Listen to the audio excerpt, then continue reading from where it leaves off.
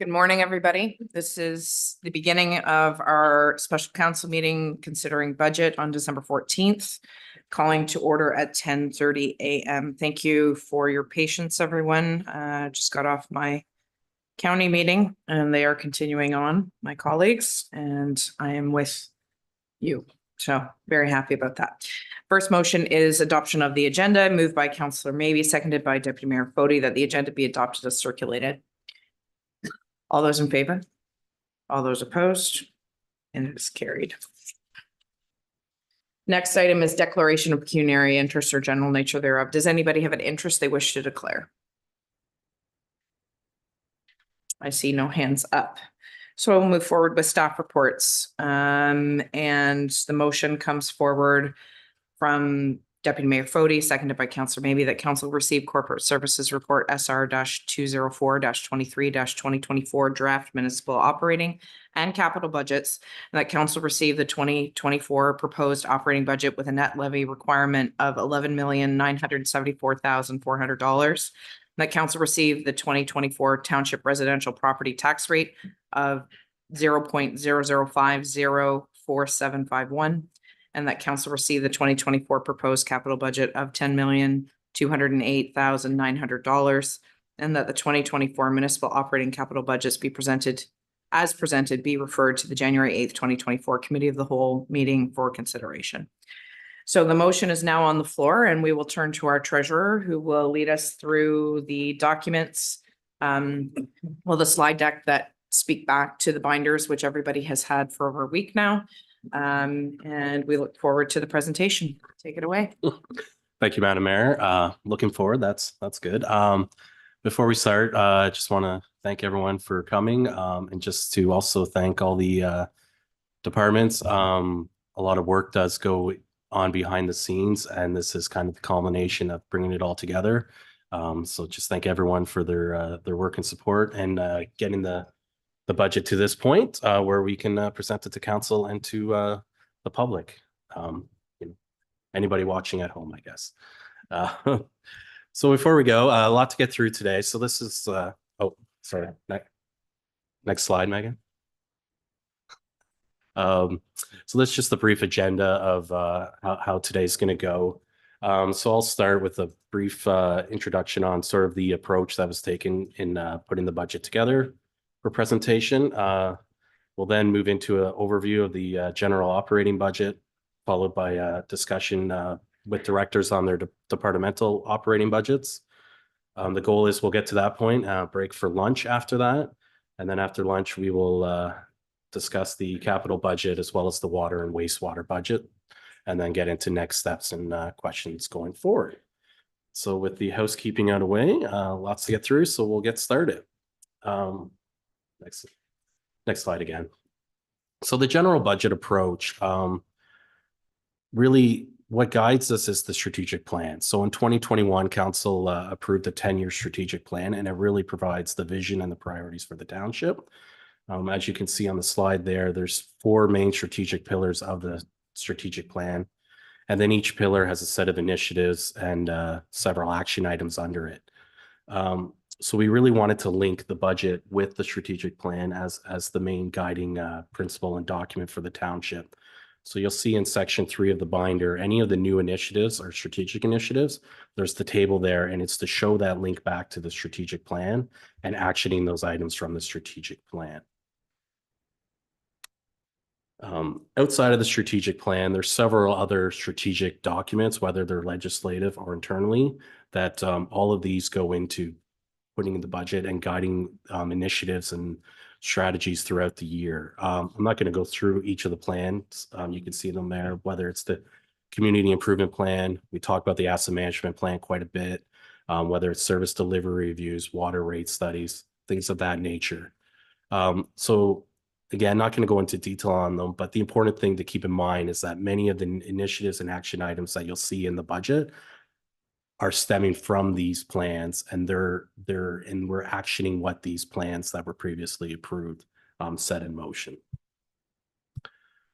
So with that said, the main budget building blocks this year in putting the budget together, One of them is the capital needs of the township and the asset management plan. I know it comes up quite often, and we're going to speak to capital after lunch, but it does also very much drive the operating levy as well, and that's through the contributions to capital reserves. That's probably going to become the theme of this budget presentation, and you're going to hear about the contributions to capital and funding our capital infrastructure needs and the impact that has, and that will be the main theme. The next building block there is the CPI or inflation. So for October, that was 3.1%. I don't think it's news to anybody. We all feel it in our daily lives, whether at home. The township's not immune to that. That affects us as well. Our costs have gone up, and that is reflected and in the budget. As much as we try to be mindful of that, providing the same levels of service costs more now than it did last year at this time. The next block there is personnel. So we'll see in a few slides, staffing and personnel costs is a significant expense in the township. There are no new positions proposed in this budget. And then I would also just highlight in terms of non-union staffing increase, a modest 1% was used, which is in line as well with the collective agreement with our QP staff members. I would also mention that the township does continue to see an increase in benefit expenses. That is, which also ties into inflation, but our benefits as a whole are up about 6% overall. The next block there is reserves and reserve funds. So reserve and reserve funds are obviously an important tool in tax stabilization and stabilizing taxes over time and planning for the future. I'll touch on reserve funds in a few slides, but whether we're contributing to reserve funds or withdrawing out of reserve funds to fund special one-time projects, that's also a key element in building the budget. Future growth will be touched on a bit in capital. There is potential future growth, and what that means, especially in terms of infrastructure and how we will fund that going forward over the next 10 years, will be a significant factor for the township. And then overall levels of service. So again, what services we provide, what levels we want to provide them at, all that factors into how we put the budget together. So just to highlight, this was kind of spoken to on the previous slide, but just some of the challenges in putting the slide together. I spoke about inflation. There's going to be a slide in a few minutes about insurance, but insurance, fuel, supplies, we feel it with fleet, especially. All these things, the incremental cost, like you see fleet, we see 3.1 inflation. Fleet is well outpaces that. So all these put a lot of challenges and pressure on the budget. Reserve fund contributions, there's that theme again in debt servicing that really will come into focus with what we need to be putting into the capital reserves to fund our infrastructure. And then overall, this plays into the long-term sustainability of the township. Another challenge, and it's everyone's favorite pastime, and I'm going to do it in a few slides, but in comparing, everyone likes to compare ourselves to our neighboring municipalities. It's natural, but I always caution against that. It's not an apples to apples. There's many things that go into what a tax rate is, whether it's funding from senior levels of government, what we get in OMPF versus what someone else gets, what services they provide. So I always caution about when you're comparing us to other municipalities or our tax rate to theirs, and I will do that in a few slides, but it's not an apples to apples. It is apples to oranges. So just keeping that in mind. And then as, to beat the dead horse, the delay of the provincial reassessment, 2024 will be the fourth year now that assessment has been frozen. What that means is properties are assessed at January 1st, 2016 values, and I'll speak to that as well in a few slides.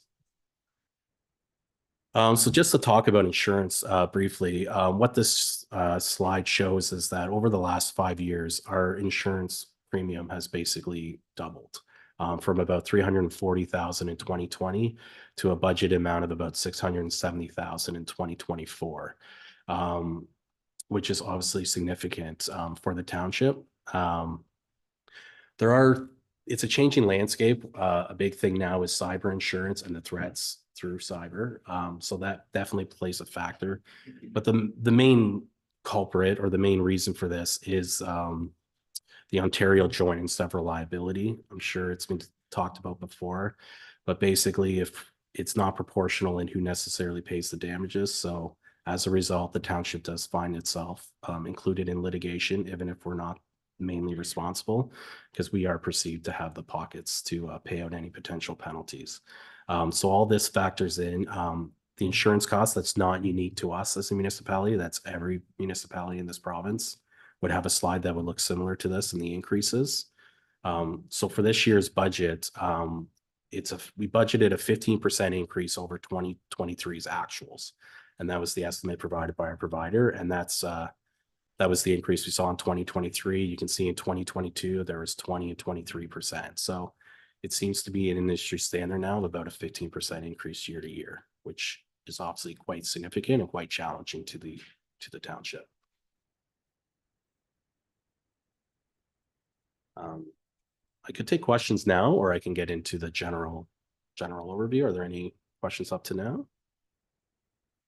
I don't see any hands up, so we'll just continue on. And then if there's any burning questions that come up during your presentation, I think that I'll try to keep it as close to the point as possible so that we can move through this. But there is a question slide at the end of each section in each department too. So, okay. So yeah, so just I'll get into the 2024 operating overview now. So for those following along, this is section 2 of the budget binder. And you will notice in the upcoming slides, there will be a reference to the page number so you can follow with the binder. Yeah, so high level, the 2024 proposed operating budget, we are proposing a 5.6% to the increase to the township residential tax rate increase. So just to emphasize, this is the township's residential tax increase. We don't know the counties as of now, but if you look at table 2 on page 5 in the binder, for the overall, we have used an estimated 10% increase to the county rate. That's again an estimate. They have not passed their rate or their budget yet. And we're expecting a flat education rate again. If you put all that together, if that was all to pass as presented or estimated, that would have an overall increase of 6.5%.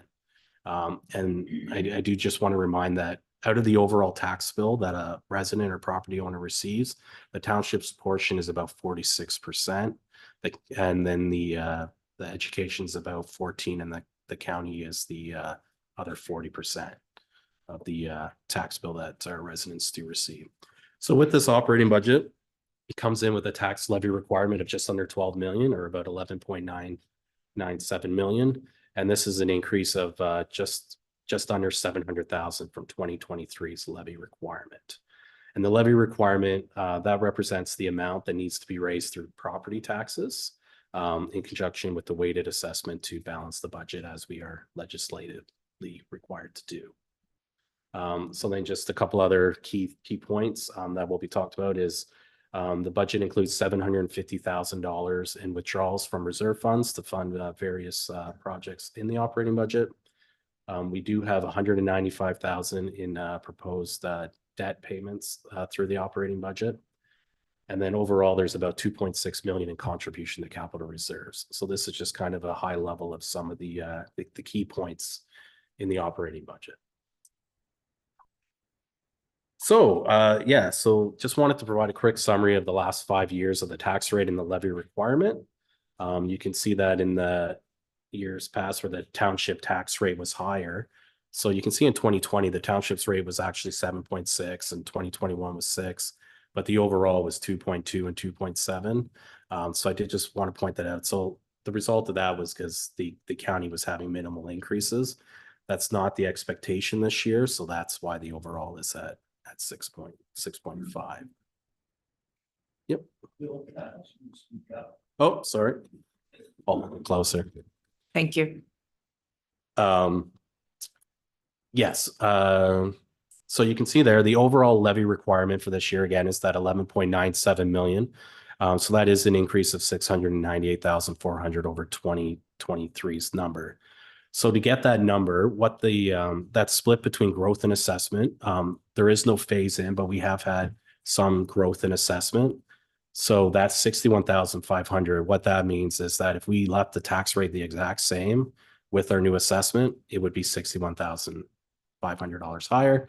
So the other part of it is, so that means 636,000 of the increase is coming directly from the proposed tax rate increase. So that's kind of the split there. Oh, sorry. So that split there, that kind of speaks. So I'm just going to take a moment to speak to the phase in. So what's that saying? So when the last phase in occurred in 2016 to 2020, and during that time, on average, the township would see about a 2.7% increase in phase in assessment.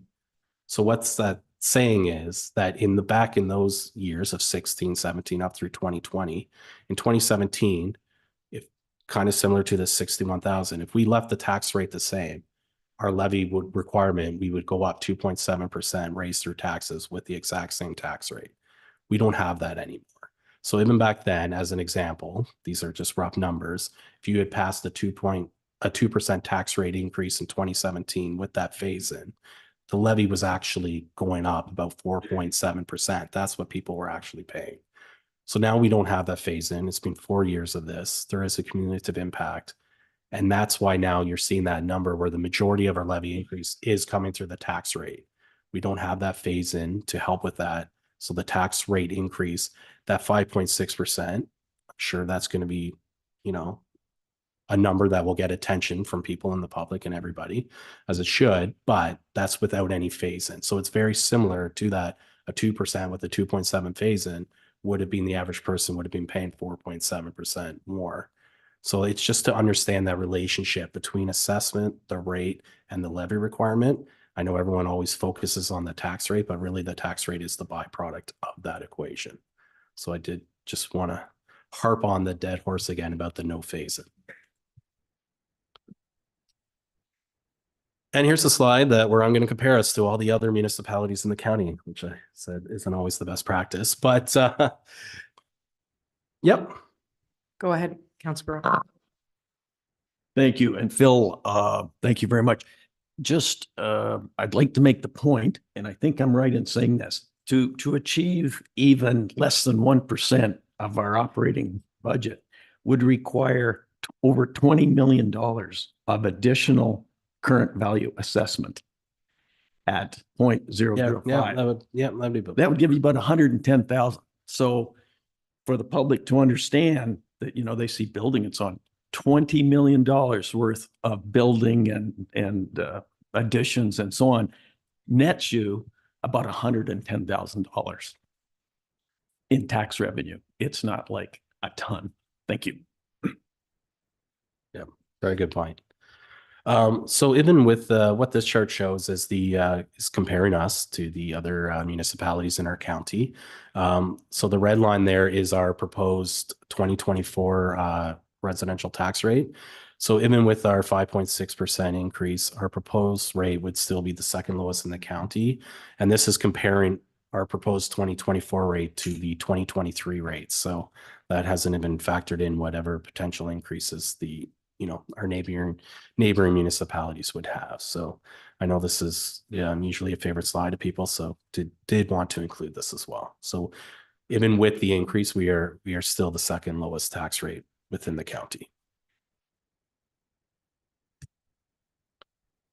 I guess I kind of harped on this on the last slide, but this is just, again, the reminder of the relationship between assessment, tax rate, and taxes owing. So for the average property owner, your assessment times the tax rate, that's what taxes you owe. For us as a municipality, the levy requirement, that's the taxes owing. So again, without the phase in, that is putting the pressure on the tax rate to cover those increases. It's just always a good reminder, and especially whenever the province does decide to move on or come out with a new plan or end the phase, end and freeze, this relationship and this equation needs to be remembered. There'll be lots of education at the time, but I know like you hear the conversations of, if all the assessments go up and then what that means in taxes, it's a relationship. So assessments can go up.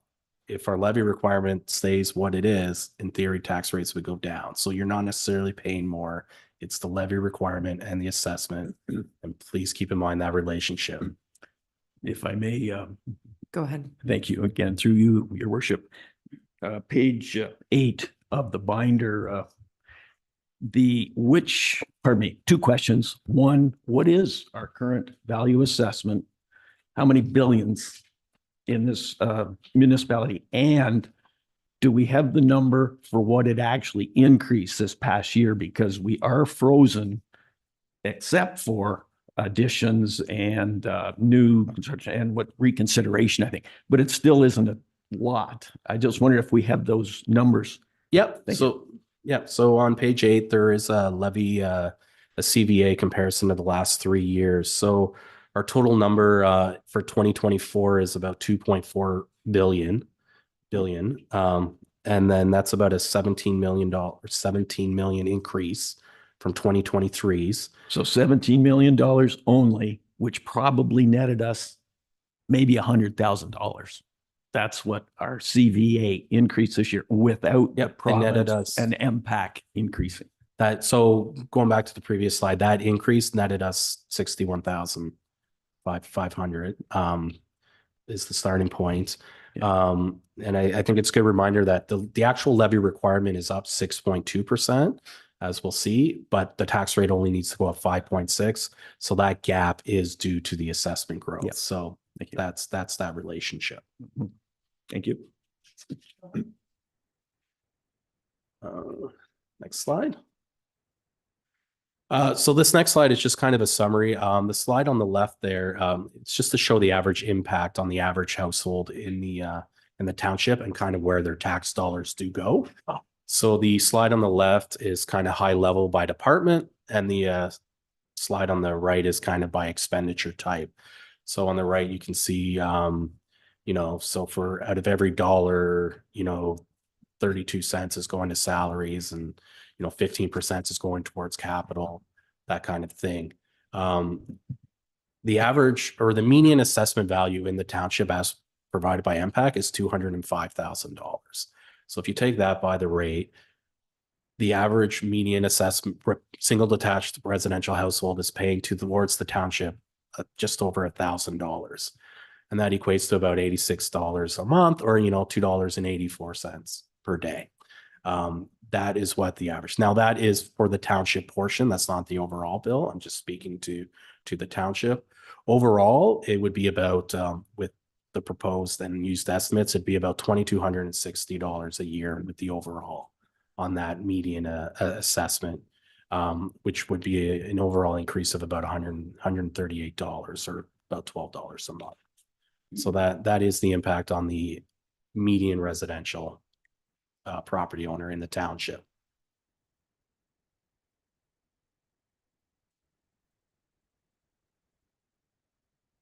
So I'm not going to spend too long on this slide because we're going to get to it in the next section of the departmental, but this is the 2024 proposed operating budget.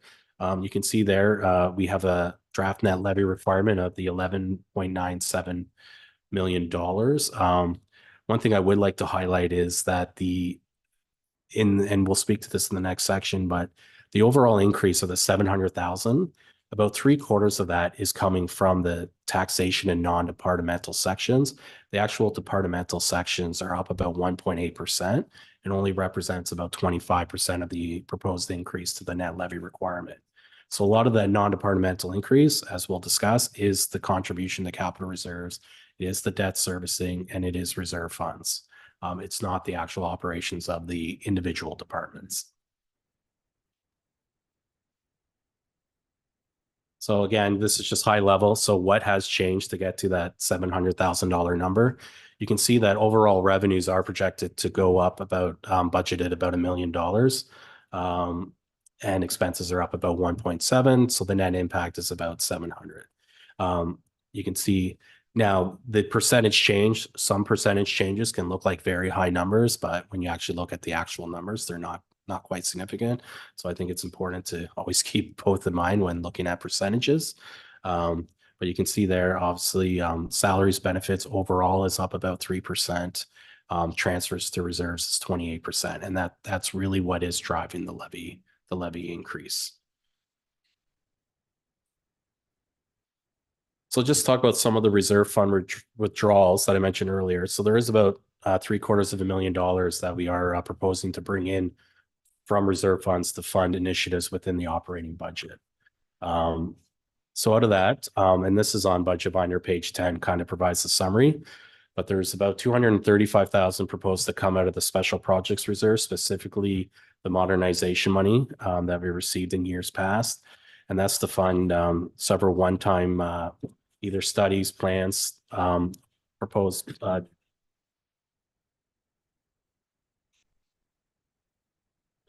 whether it's a proposed DC study, the AMP update in the next year, things of that nature. There is another 94,000 proposed to come out of the general special projects reserve. That's for the zoning bylaw update, as well as completing the CRCA project. That's a carryover from last year. We have the 100,000 coming out of community grants.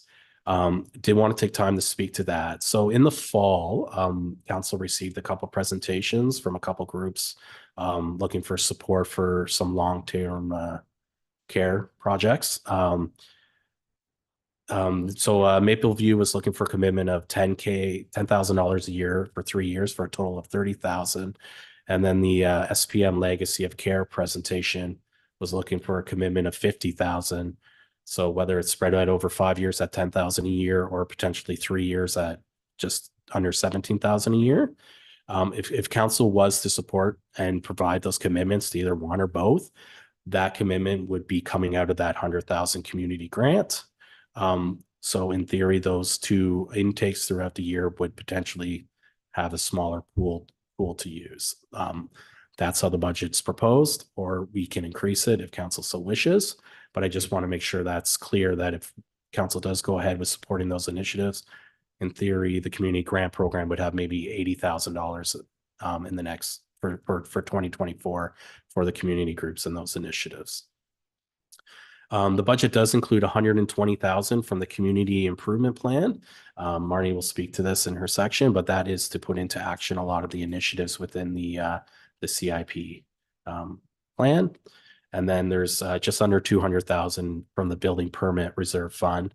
45,000 of that is to go towards a new software program for permitting. And the other part of that is to balance their budget so that the building division does not have an impact on the overall tax levy requirement, that they are funded through their permit revenue and not through the tax rate.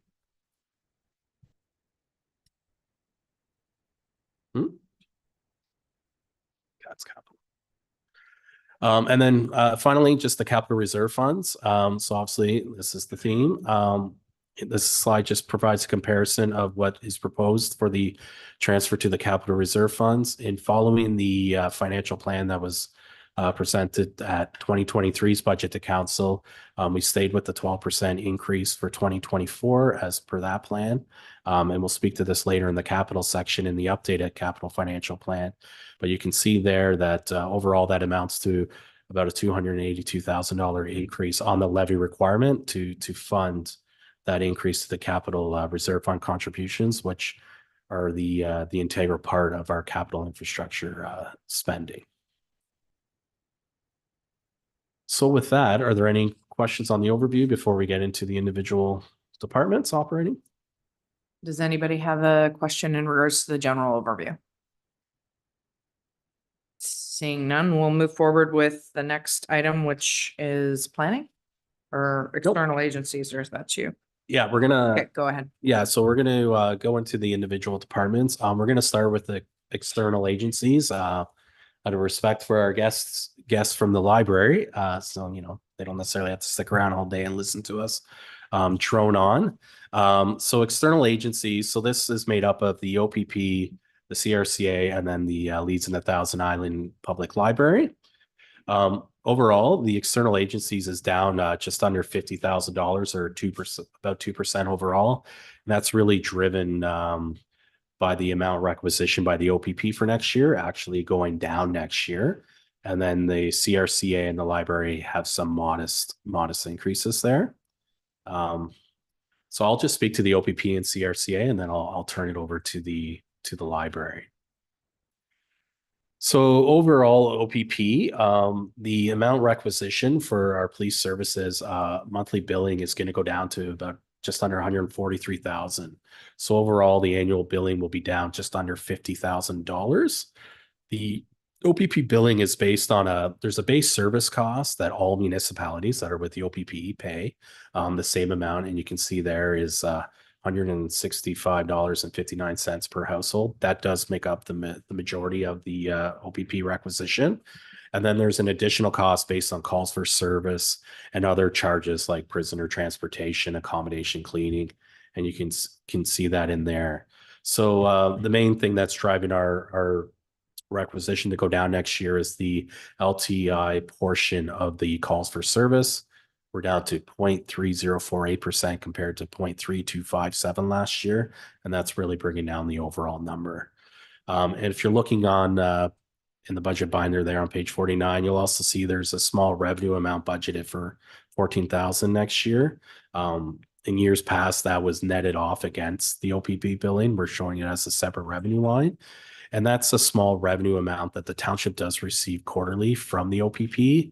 And that's revenue that the OPP collects for various work performed, like security checks and fingerprints. It goes into a pool and they disperse it out to municipalities. Not a significant amount, but it does matter. So we have put that's what that $14,000 revenue line, that's what that is in OPP. So overall, the OPP budget is down about $62,000 on the levy requirement, which is definitely a nice thing.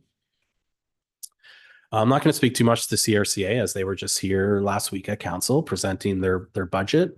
Overall, their ask of the township there is up about $7,600. If you notice in the binder, we did have a budget last year of $175,000. So really overall budget levy impact is only up $2,600 or $2,800 for 2024, which is very minimal.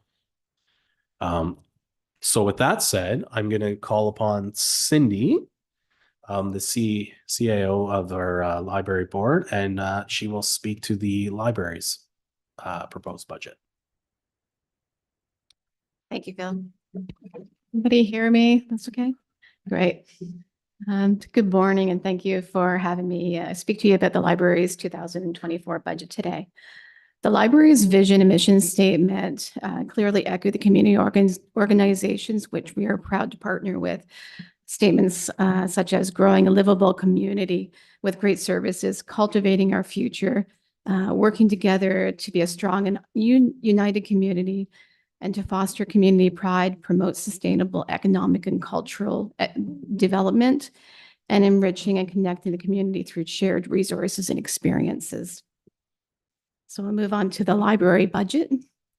So this slide represents the library's ask of $478,600 from the municipal funding. It's an increase of 2.8% compared to the current budget. And its primary result due to rising costs of required expenditures, which are beyond our control. And I won't mention what they are because we all know insurance is a big one. We reduced amounts in item lines which have recurring low expenditures during previous budgets in order to offset increases in the 2024 budget. This is allowing us to focus on our most valuable resources, which we provide to the community, and that is staff, literacy, programming initiatives, and technology. So I'll move to our goals. So our first goal that we're looking at is continuing our ongoing partnerships with our communities. I feel like 2023 was a real increase as we reached out to partnerships in the community with other nonprofit organizations. Supporting one another is not only a natural fit, but it also makes logical sense since our mission statements reflect each other, as well as enriching community, enriching and connecting community by strengthening existing relationships. Since we all have busy lifestyles and obviously they vary. So when it's time for an opportunity for organizations to pair up together and promote, recognize, and celebrate what the Leaves in the Thousand Islands community has to offer, it can create a major, greater impact.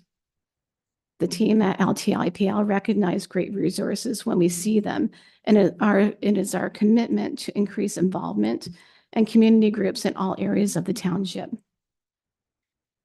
And through that, we'd like to bring enriching program experiences to all members in the community. 2023 brought back an expansion of library programming. We're a bit behind since pre-COVID, but most libraries are, and we're getting there. In Lansdowne branch alone, we have increased 3 story time classes, which makes up a total of 8 classes, which participate from the Thousand Islands Elementary School. An increased program budget allowed us to introduce new activities to our TD Summer Reading campaign. And being mindful of sustainability, we have strayed away from one-time, many single uses purchases, which allows us to continue to use these products throughout the year and future campaigns. Funding from the Government of Canada's New Horizon for Seniors grant is overlapping into 2024. And this has allowed us to think about new social activities, which we can offer while gaining insight to what services are in demand. We'll also be seeking grant funding to support summer student opportunities. So due to staffing transitions in early 2023, we unfortunately missed the deadline window to apply for funding for summer students, but it's on the radar for this year, for next year. Summer students provide a great resource to permanent staff who quite often find themselves spread thin during TD Summer Reading, which happens during the high vacation months during the summer. And plus, it's a great opportunity for youth in the area to integrate themselves into the community as well. We'd also like to invest in our library staff by providing training opportunities. Dedicated staff are the greatest asset to any organization. The most recent compensation review alone illustrates that the retention and recruitment of talent is a high priority within the township and the library. It is the CEO's responsibility to employ staff who not only are invested in the library's mission and vision, but also to empower that staff. And we do this by providing training opportunities to help them expand upon their job skills and ongoing development. The library has undergone transitions in leadership since early 2021, and now it's time to promote the development of loyal staff who have been a constant resource during these years of transition and have been patient during a stalemate of professional growth. Not only will training opportunities be available to staff, which will help them grow in their position by enhancing customer service and product knowledge, but once again, the library will be joining the township in the fall of 2024 for first aid recertification training, and which is a combined commitment to health and safety within the community. We're continuing to market the library as a community space. So when was the last time you visited the library? Obviously, we all know how important libraries are and literacy are to communities. But when was the last time you yourself were in the library, especially since 2020? Libraries are more than books and the other fabulous resources that they provide. Libraries make communities valuable, livable, and progressive. The average return on social investment loan is a representation of a library's value to the community. So it's time to bring the community back to the community hub. So please see this as an open invitation to you all to attend or even offer your voice to when we do our storytime sessions. And anyone who witnesses young minds absorbing knowledge through storytime will see the absolute joy in that. And we'd like to be committing to provide updating technology service and digital resources. 2021, we updated our staff workstations, and this year we updated our patron computers. Technology is ever changing and is expensive. Not only when it comes to purchasing the equipment we use, but also the yearly memberships to online databases, which are highly popular, such as Hoopla, Overdrive, and Ancestry, which offer digital content for patrons. And recently, we added a new printer, which patrons can print directly from their own devices. And this might be a small step to some, but additions like these are a way of moving forward in regards to technology, which we offer. We continue to benefit from consortia purchasing with other libraries in Ontario, maintaining our digital collection while having access to professional cataloging and circulation software. So in closing, after 4 transitional years, 2024 promises to be one of empowerment and collaboration. I'm excited to see what it will bring and continue to build a vibrant community together.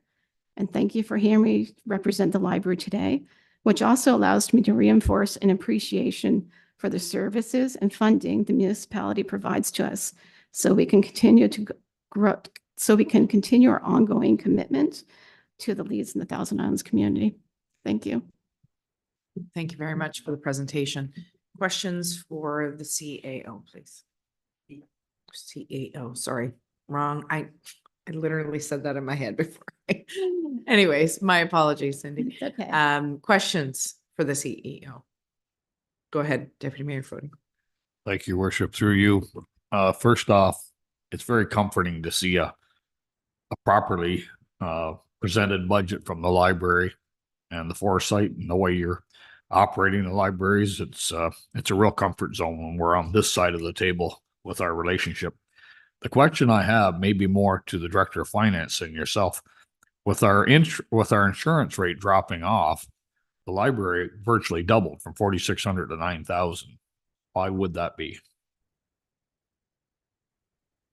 That might be a question for Phil. Yeah, through you, Your Honor. So I think I'm sorry, I'm just looking here. What I would say is it's doubling from budget year over year.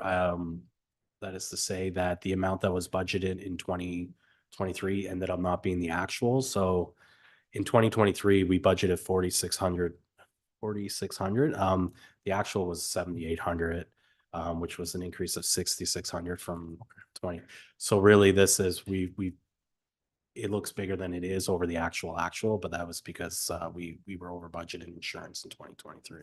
Okay, so it's just, excuse me, it's a projected reflection of the increase of last year added to a similar. Yeah. So for 2024 insurance across the board, we went with an estimated 15% on 2023's actual. Right. Okay. Thank you. Further questions for the CEO? I see no hands up, which is great. So thank you very much for your you. presentation and thank you for all the successes that we've seen at the library. I know that there's been a huge involvement with local groups, and I know that continues to grow as part of the board. We've seen the numbers continue to come back up since COVID. So we look forward to seeing that continue. We do too. Thank you so much. Thank you. Okay, next item. Well, now you get to listen to me again. So, okay. So, Wow. I know everyone's favorite thing. Not for much longer. So we're going to start with the taxation and non-departmental. So what this represents is the property taxes, casino revenue reserve transfers, the capital reserves and debt, which we separated out into its own subdivision this year, and then non-departmental. And this is also where council's budget ends up as well. So yeah, so I will just speak to the changes in that. So overall for 2024, the net levy requirement is about $1.6 million for this area combined, which is about a $510,000 increase over last year. So remember, the total levy requirements going up about 700,000. $500,000 of that is coming from this area, which is about 75% of that total levy increase. And again, per the theme, a lot of that is found in our contributions to capital reserves.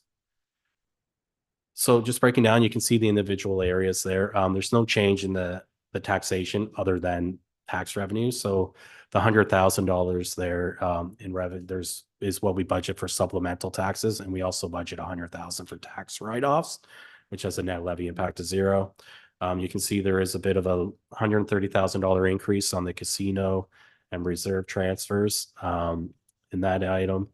And then you can see the capital reserves and debt, which we separated out into its own subdivision, just to make it really clear, is up about $400,000 compared to last year. And then other non-departmental. So other non-departmental, this is where our OMPF funding from the province gets recorded.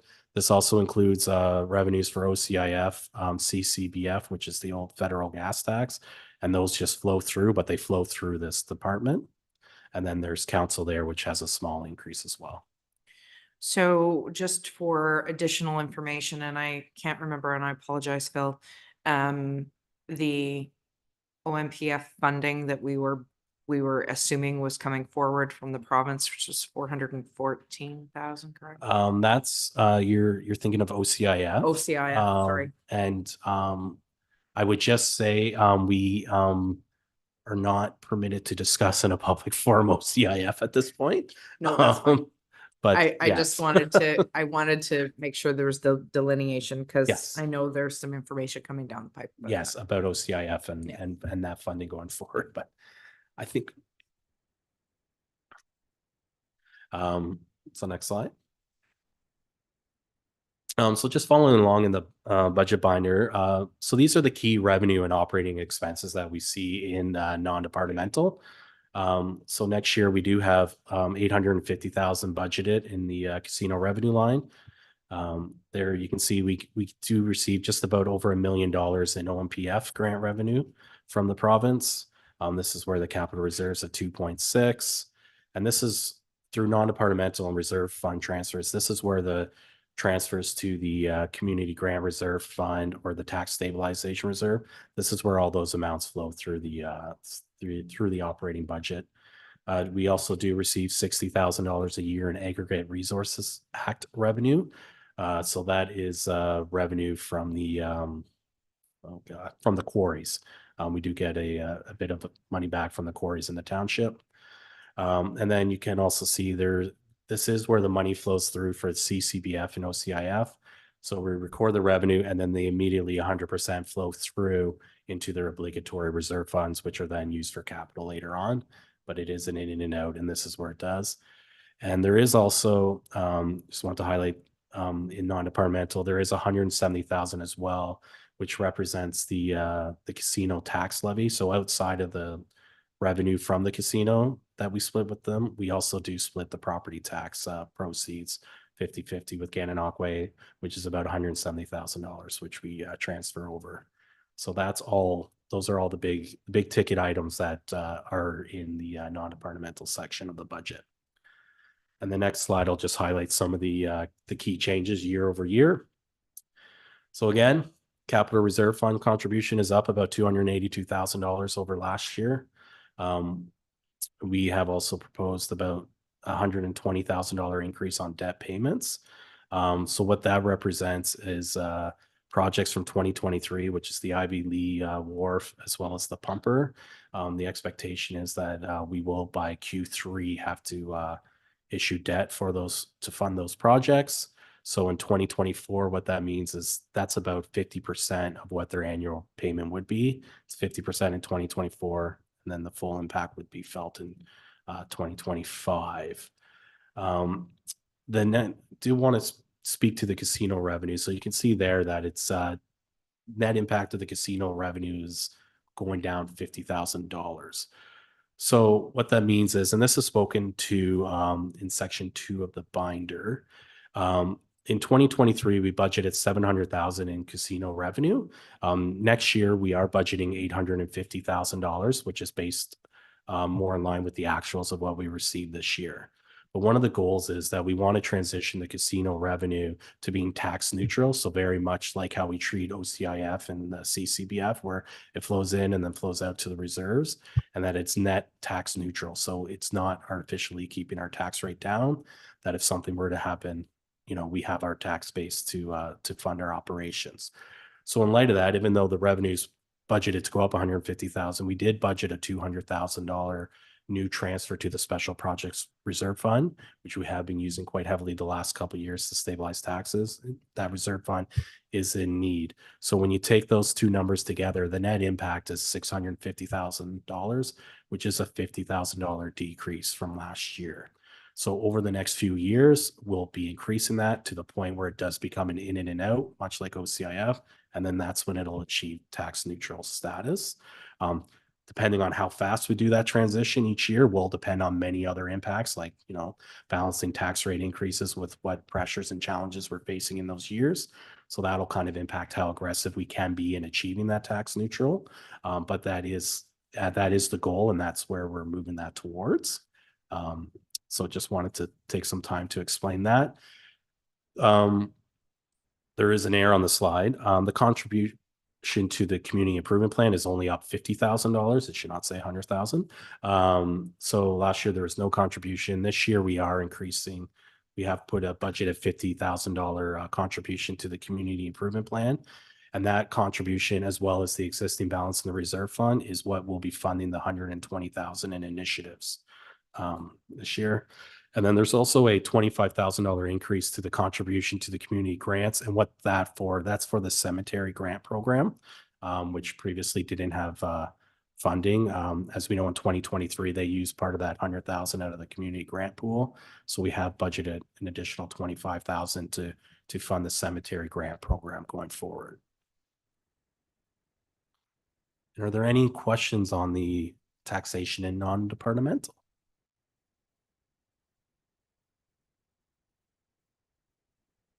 See, Mr. CAO, you have something? Oh, you grabbed your microphone. That's this. He gets to speak next. He's just getting ready. I'll recognize Deputy Mayor Fody. Thank you, Your Worship, through you to our Director of Finance. On what page are you referring in the budget binder to that correction of 100,000 to 50 on community improvement? It's on page. Oh, sorry, it's correct in the binder. It's on page 21. Oh, it is but correct. It's Okay. 50,000. I just had a brain fart and putting the slide together. It is correct in the budget binder, and it is correct in the actual budget. Technical term, Yeah. Great. Yeah. Yes. Thank you. Very technical. very technical. Go ahead. Counselor Lackey. Through your worship to the treasurer. Can you just take us back a little bit as to why we have 170,000, why we're doing the property tax split With the casino. with the From casino Gananoque? property tax?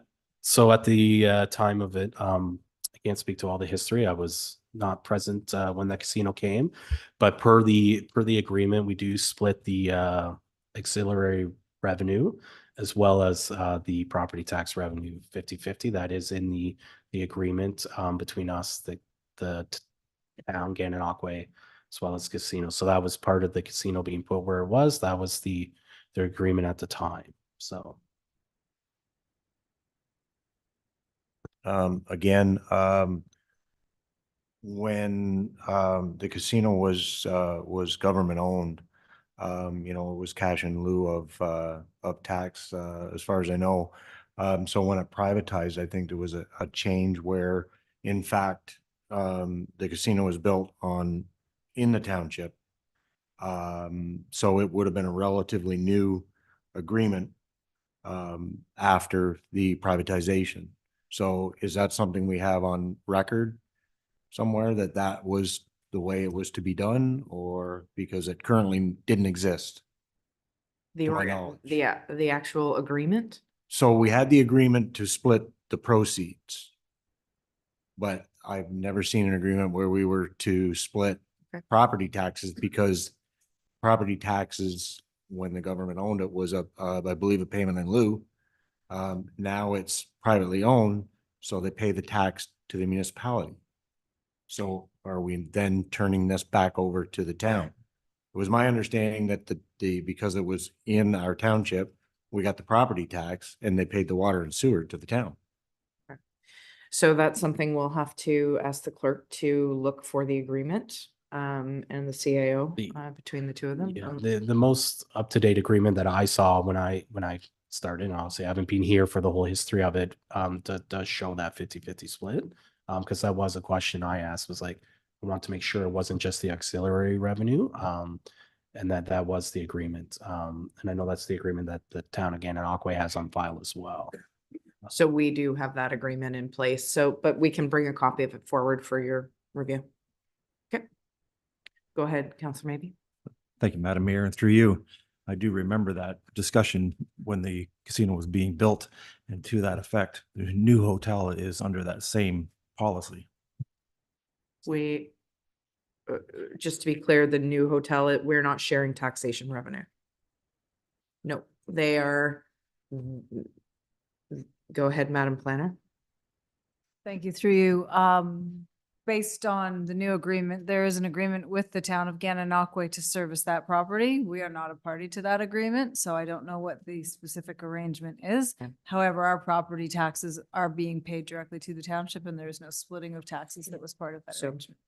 Just to be very clear about that. Okay. Any further comments or questions about this section? Okay, moving right along, go ahead. So we'll speak on the CAO clerk and HR, and I believe the CAO will speak to this section. Thank you, Your Worship, through you. Next slide, please. So the CAO clerk and HR budget has an overall increase of 15%, which roughly translates into $110,000. Slide. So the breakdown that you can see here, you see what goes into the CAO clerk and HR portfolio with the elections and so on. And kind of the key expenses, revenues and expenses. The roughly $100,000 of the $110,000 increase can be attributed to an increase in solicitors. Last year, we had $35,000 budgeted for solicitors. As everyone's aware, we are coming to the end of our collective agreement. It expires June 30th of 2024. We're going to be embarking upon renewal negotiations. So we've bumped the budget up. Hopefully, it will be a very quick negotiation, but never anticipate the good side of things coming through. So we built in a cushion of $25,000 additional lawyer fees for the renegotiation of the CA. Also, part of that $100,000 or $110,000, $40,000 has been budgeted for the development of the Indigenous land acknowledgement, as well as establishing a communication plan. We are going to be by law required to consult with Indigenous interests on planning matters that have an Indigenous side of things to it. I think I've talked to council previously about the sensitivities on approaching any Indigenous groups and how communication is held and how consultations are done and who the consultations are done with and by. So this is to assist us to make sure that we develop a robust process that is respectful and appropriate and correct. So I see that as money well spent. The other big ticket item in all this, and you're going to hear it multiple times today, is insurance. There's been a change in the allocation of about $34,000 to under the CAO HR. And it's basically an accounting shuffle to reflect how the insurance costs are actually posted in our accounting system. So you'll see later on that the insurance for some of the facilities has actually gone down. It's all the same thing. It's just been shuffled around in the different departments. And my department seems to be the resting place for it. I think next slide, please.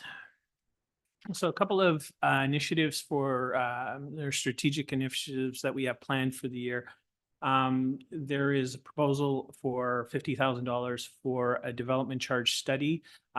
It's under my department primarily because it is a multi-department study. It'll have an impact on planning and as well as operations. So it's under my budget. I mentioned the $40,000 consultation or Indigenous consultation project. In-house, we are doing, we're advancing on reviews of administrative policies and procedures. And we are also continuing on with our review and update of HR policies and procedures. Slide. A couple other little highlights, not big dollars, but we are decreasing the election reserve fund, the contribution to the election reserve fund by $1,250. So the contribution will be $12,500, or sorry, $2,500 reduction. So the contribution to reserves will be $12,500. We based on the expense of the last election, we think this gives us an adequate cushion at this point. The overall budget for election remains at $15,000. I think there's some sitting in our reserve, so it's a good reserve fund. The other $12,500 to the contribution to reserve. The other $2,500 is going for some sort of software or something, right? We are also increasing our training and development expense by $4,500. There's some health and safety training that needs to be done. We have a number of employees who are coming up for recertification for their CPR and first aid. And we are also offering both courses to first timers who would like to become trained in those areas. Insurance I touched upon going up about $3,500, and the solicitor expense as well, as I mentioned earlier. And any questions? Sorry, go ahead, Deputy Mayor Fody. Thank you, Your Worship, through you. Getting back to your Indigenous acknowledgement, is it as stated, that's only for development lands? That's not something that the Director of Planning has to deal with every application? Madam Planner.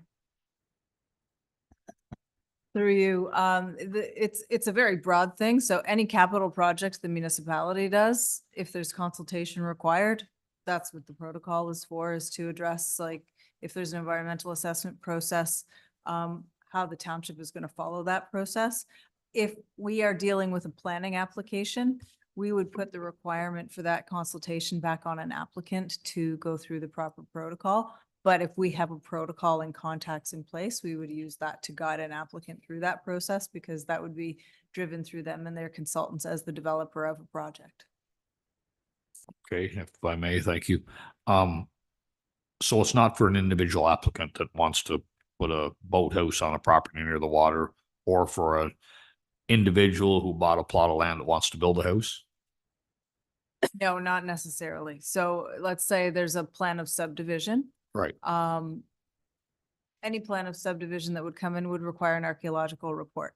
If through doing their archaeological review, it's determined that that may be an area of pre-contact and there is consultation required, we would rely on their archaeologist and their team to do that consultation, but we would have an obligation as a municipality to make sure that that consultation is done and complete and done properly. But the fact is that we're doing our own capital projects, any of our own capital projects are also required to comply with that same protocol. And so that's what the protocol would do. In addition to providing a correct land statement, it would give us a process to follow as a municipality in terms of what the expectation is for any of our capital projects going forward. Okay, thank you. Okay. Wonderful. Go ahead, Councillor Groh. Thank you. And through you, Your Worship, we mentioned the development charge rate study. That's a new one. And what I was wondering, did we not have this past year a compensation review? Had we passed a compensation review and I didn't see it show up in here? Go ahead, Mr. CAO. Thank you. The compensation review is concluding now. So it was part of the 2023 budget. So we're hoping to actually have a call with the consultants tomorrow to review kind of preliminary findings. We're hoping to have their report early in January. So that'll be forthcoming. Perhaps I'll let the Director of Planning talk about the DC study a little more. Go ahead, Madam Planner. Certainly through you. So as mentioned by the CAO, a development charges study is something that would involve finance, operations, planning, everybody. What the intent of a development charges bylaw is to help growth pay for growth. So the township previously did have development charges, but the bylaw council determined they didn't want to proceed with the bylaw, so the bylaw lapsed and wasn't renewed. I can't recall the date. I think it may have been 2017 that it may have lapsed. So to implement development charges, you have to have a study that looks at what the cost of growth is in the municipality and what you would want to target. What you would want to target funding towards as growth related costs. So could be roads, libraries, fire service, utilities and infrastructure. And so in looking at the proposals for development that we've seen come forward that may not have come to fruition in terms of applications at this point, as well as the current applications for subdivision that we have in Lansdowne, for example, in the absence of taking development charges as part of the development process. So if we had a development charges bylaw, somebody would pay their development charges prior to receiving their building permit. That charge then goes towards growth-related costs and offsetting growth-related costs. So in the absence of a development charges bylaw and collecting development charges, the tax base is paying for growth-related costs in the township. So that's why we've included it in the budget as something, should council choose to move ahead this way, we would proceed with doing a development charges study, which would then bring forward what the actual development charges would be that we should be looking at. And they range. So just for your reference, I have looked at other municipalities surrounding us. Gananoque's development charges are 3,200. These are for a single family home, just to give you some context. Gananoque is 3,224. Rideau Lakes is 6,002. Elizabethtown Kitley is 3,470. And South Frontenac is 9,382. So before you pull your building permit, you're paying that fee as your growth related cost. Excuse me. Thank you for that. And I'm assuming that because of the potential growth that we're seeing here and has been, I guess, talked about, things that haven't come before council, and yet we have the Lansdowne improvement here. Is that what's generating our thinking of we need some development charges?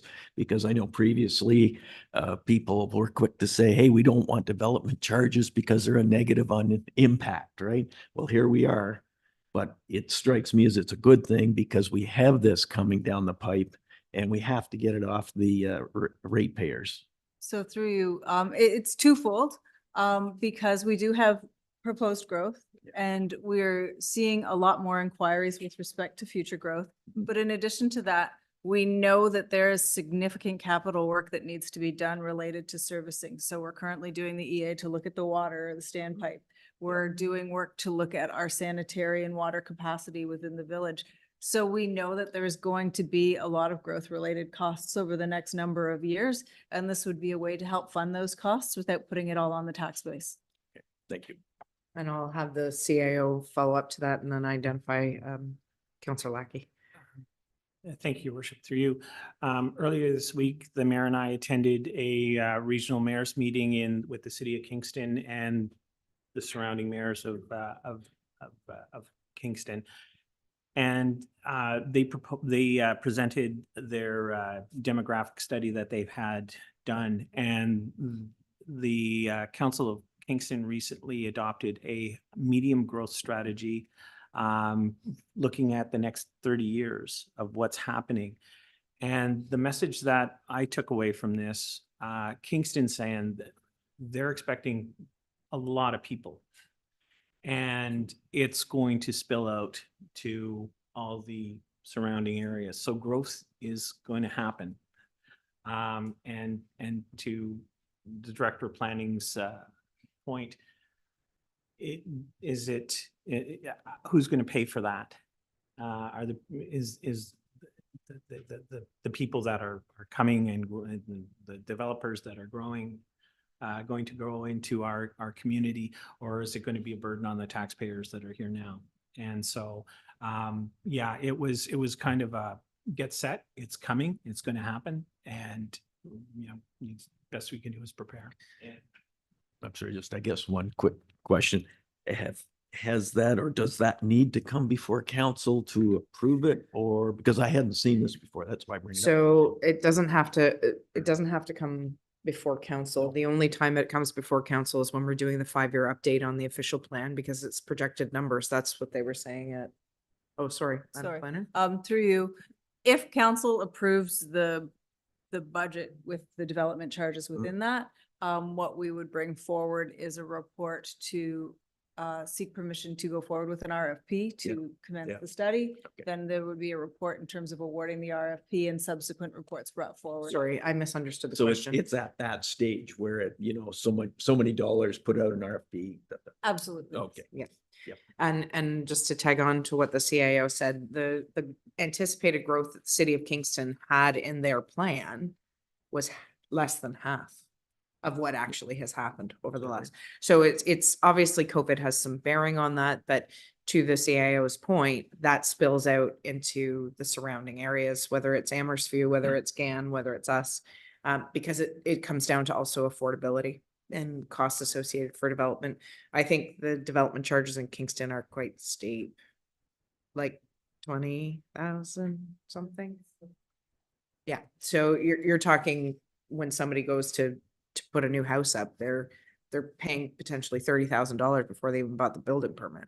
Like it's a huge difference when you're coming to the smaller community. However, not to say that we don't have our own pressures and challenges that we have to address. So I will get off my soapbox. Or Councillor Lackey. Thank you, Worship, and through you, came in a little early today and had this conversation with the planner. And the way I took it is, we had roughly 72 new builds this year in the township. And if we used an example of say $3,000 or $3,500, it's not a large money making thing. If you look at a little over 200,000, 210, 220,000, it's almost like a pre-tax for wear and tear on our roads, any infrastructure, water and sewer, what have you. I don't see it as a bad thing. It actually, the way it was explained to me, would actually ease the burden on the rest of the tax base. So I'd like to see the report. Mhm. Okay, so I think we're at the end of the CAO clerk to HR. If there's any other questions, if not, we'll move on to corporate services. Okay, go ahead, Mr.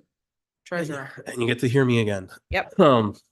So corporate services. So that includes finance, IT, and then community and engagement.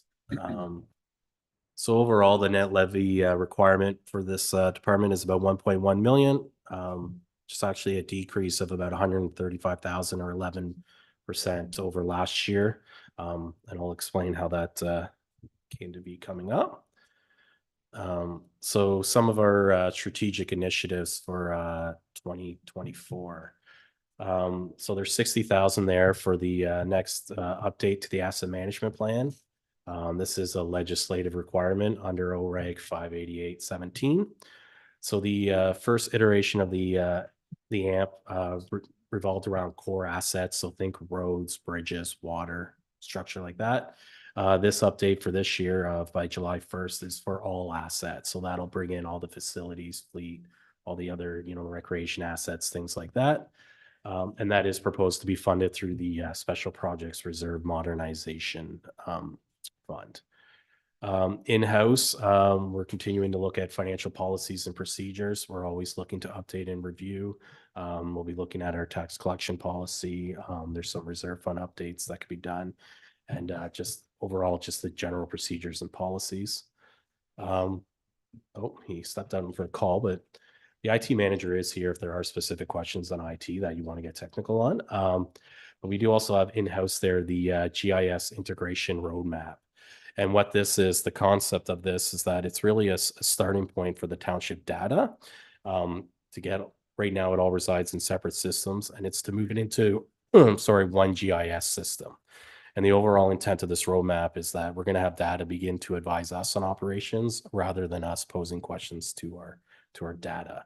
So to begin this GIS integration roadmap in-house, it's going to require data sharing agreements, database links, synchronizing schedules, security encryption, and a lot of that. So that's an important endeavor, and it's really building towards the future in 2025 in partnership with the county.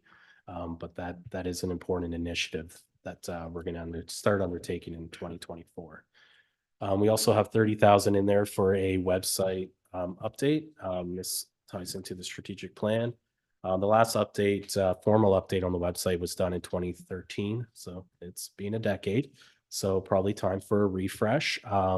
So part of the update will be around site mapping, how people find information. That will include public engagement. And we are also looking at increasing the functionality of online payments and form builders and how residents can interact through the website and internally. And this is also proposed to be funded through the Special Projects Reserve Modernization Fund. And then lastly, just to touch on again, in-house, the arena cost sharing agreement. I know it's been a topic at council this fall. And part of that was, I believe it was a topic at budget time last year as well. So that is in the work plan in-house to work with our partnership there in Gananoque to bring back a more fulsome and sustainable plan to for council's consideration in the future and how we move forward with that. So did just want to touch on that. So finance's net levy is projected to be about just under 100,000, which is down 108,000 from last year, and that's mainly due to we got a duck in the house. And that's mainly due to the deposit interest revenue. So just highlight some of the key things. We have, 35,000 in admin fees, and a good majority of that actually comes from the water and wastewater budget, which is an internal sort of processing. And that supports the finance function of doing water billing and things like that. And that ties back to the water and wastewater being a self-funded and the user rates paying for itself. We have deposit interest budgeted at 180,000. And this is more reflective of the deposit interest rate that we see. So this is the cash that we're holding in our general bank account. For our banking agreement, we earn bank prime less 1.8%. So right now we are earning about 5% on the cash that is held in our banks. So this is a conservative number. Just for reference, this year we are at about 260,000 in deposit interest revenue on a budget of 60,000. So that's definitely helped us this year. This number kind of brings us more in line. Do keep in mind that we are expecting our cash flow balances to be less next year, and who knows where the rate overall will change. So it is a bit conservative, but this does bring it, that is a more realistic number of what we can expect for next year. We do have about 275,000 in penalty and interest on taxes. You'll see on the next slide, this is actually a decrease. This is in line with the 4-year average, but we are making an effort to bring down our outstanding taxes and arrears and to bring that down to right now it is over about 10% of our total tax levy, which I consider high. I would like to see it more around probably half of that, more reasonable 5%. But so we are working towards that. But what that means is we will earn less on interest and penalties. We have some office supplies in there, postage, and then it is about $35,000 a year is our annual audit. That is what it costs to do our annual audit, and we're obviously legislatively required to do that.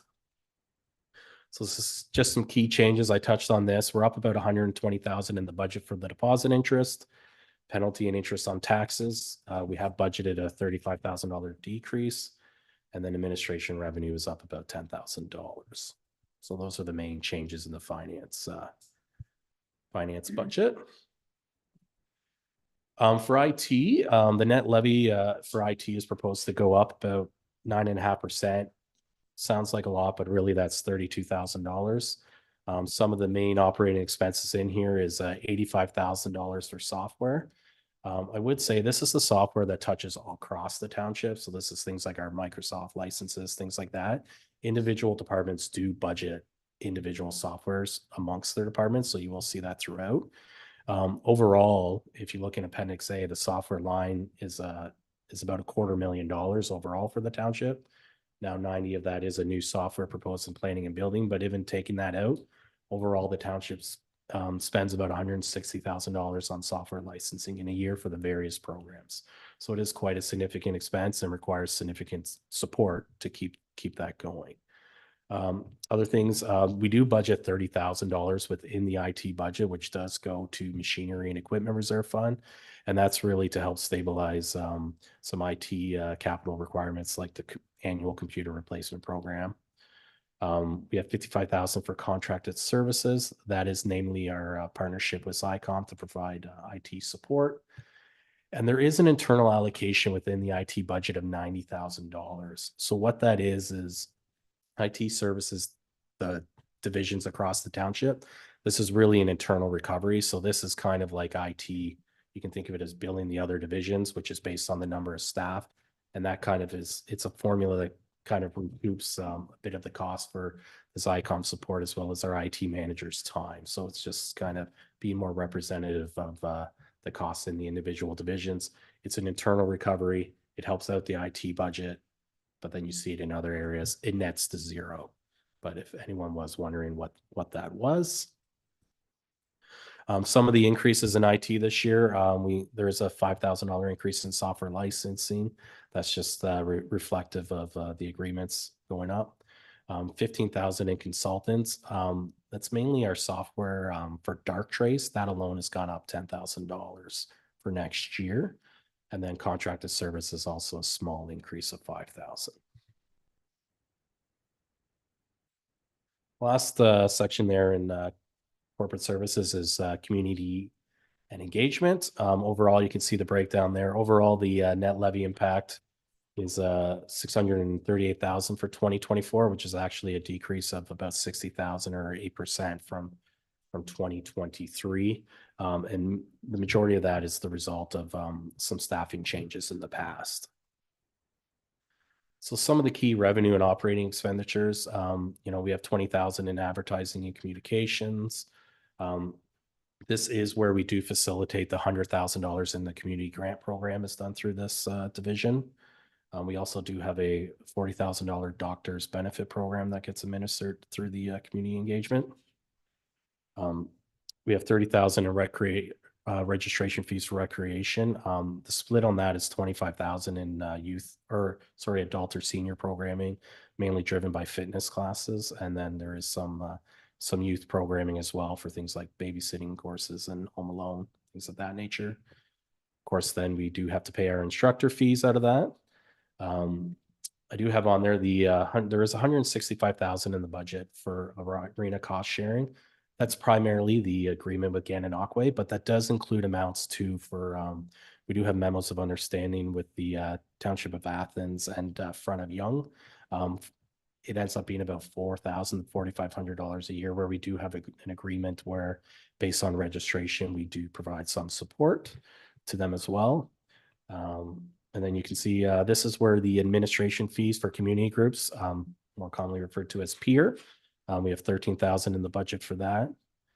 Then under economic development, we do also have a memo of understanding with the visitor center where we do support that to $14,000 a year, and that's been maintained. And then there's some advertising and economic development. So those are some of the key revenues and expenses. So changes year over year. So within communications, advertising is actually down 5,000. And this is actually reflective. It's also, there's a decrease in revenue, but also expenses. And that was the printing expenses related to the rec guide, which in 2023 we did not do. So that relates to that. The rest of the communications advertising budget is being maintained. The increase within that department is really an internal staff allocation of how we budget. They split their time amongst the various areas. So really it's increased there, but it would be decreased in other areas. Under recreation and culture, overall, from a budget point of view, the arena cost sharing, we had budgeted 150,000 in 2023. That's up to 165,000 in the budget for 2024. Bit of an insurance increase. And then we have also proposed the budget increase for the youth bursary, which has come up in previous councils. And that's $1,000 increase from the current amount of 1,000 to bring that up to $2,000, as that hasn't changed in quite some time. Under economic development, we have proposed to increase the administration fee for the community groups up $1,000. The 4 groups previously each received $3,000. That hasn't changed in a while. So we are proposing, it's $1,000, but that is about a 10% increase. But just to move in line to help support those community groups, peer groups with some of their overhead costs. And there is an increase as well as $5,000 in advertising and community engagement. And that's just looking at some community engagement initiatives going forward in 2024. And then overall, like I said at the beginning, community engagement is down about 60,000 overall. And a lot of that does relate to a reorganization that occurred at the end of 2022. And that is just really some staffing costs that are no longer being budgeted in 2024. Otherwise, the budget has been maintained throughout the area. Any questions for corporate services? Go ahead, Counselor Lackey. Thank you, Worship, and through you. I have to bring it up again, the arena agreement. In light of the situation that we have now with the town making decisions again, I believe without us, just shows another disconjointed position that we're in. This represents 1.26% of our taxes. That along with the property tax, which we're unsure about at this point, together, you're looking at about 2.66% of our taxes. I think we need to look a little deeper into this. I know we've had the conversation and we're supposed to get a report back this year.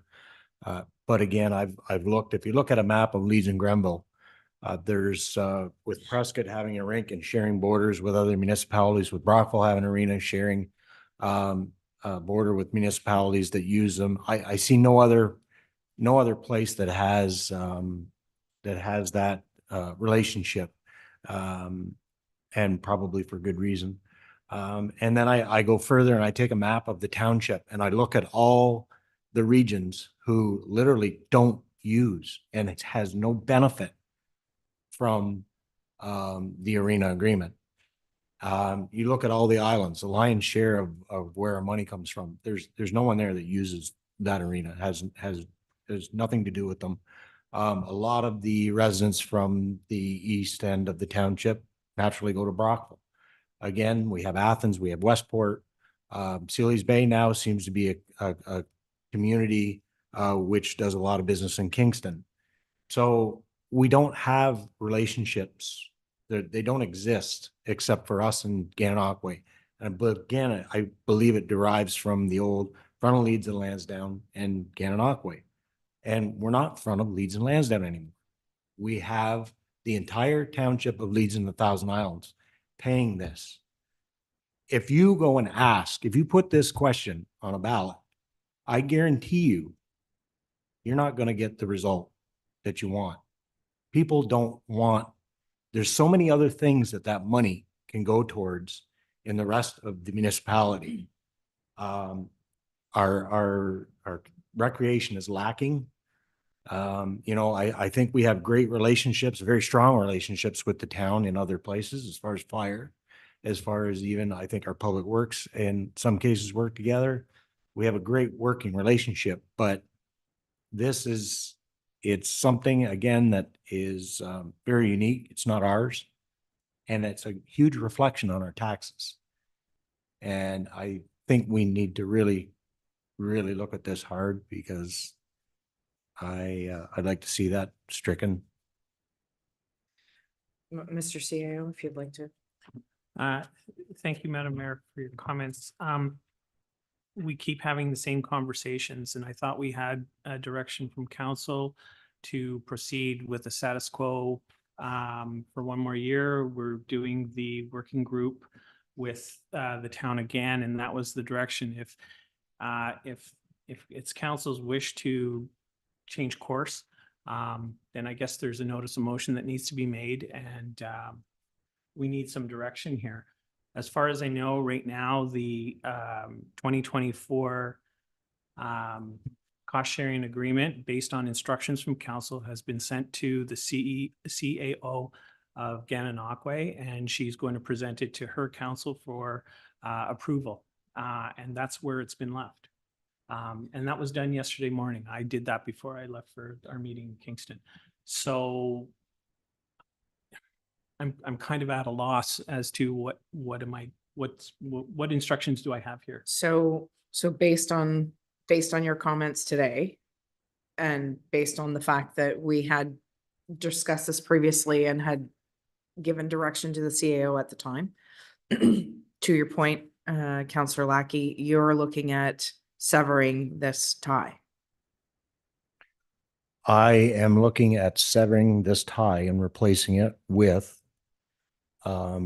something in our recreation budget whereby we provide funding for our residents to use the facility.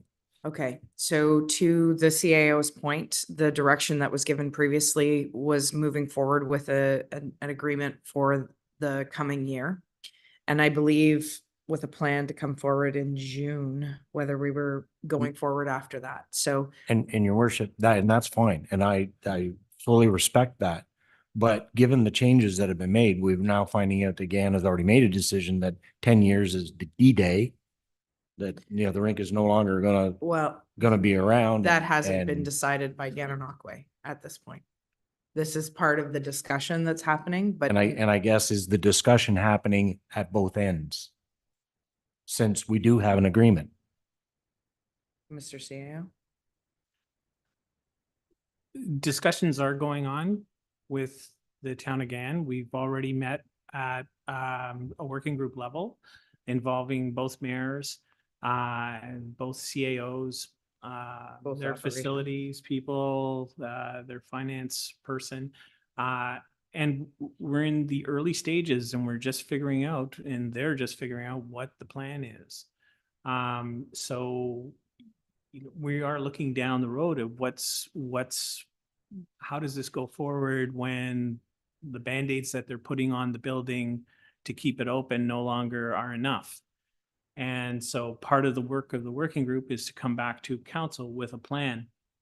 And whether that's a new facility that involves substantial community involvement in fundraising and all that, or if it's throw the keys in, lock the door and turn off the lights and wipe it out, or if is it part of something of a bigger recreational plan to have a joint recreation facility where it's not just ice, it's a year-round destination for community activity and athletics. That's something that the work of the working group, what the working group is going to be considering as we have more meetings. We've had one meeting so far. I'm hoping we'll have another meeting early in January or before the end of January to advance these discussions and get people on side and start to line up some plans. Okay, so I have Councillor Kelman who wants to get in. Go ahead.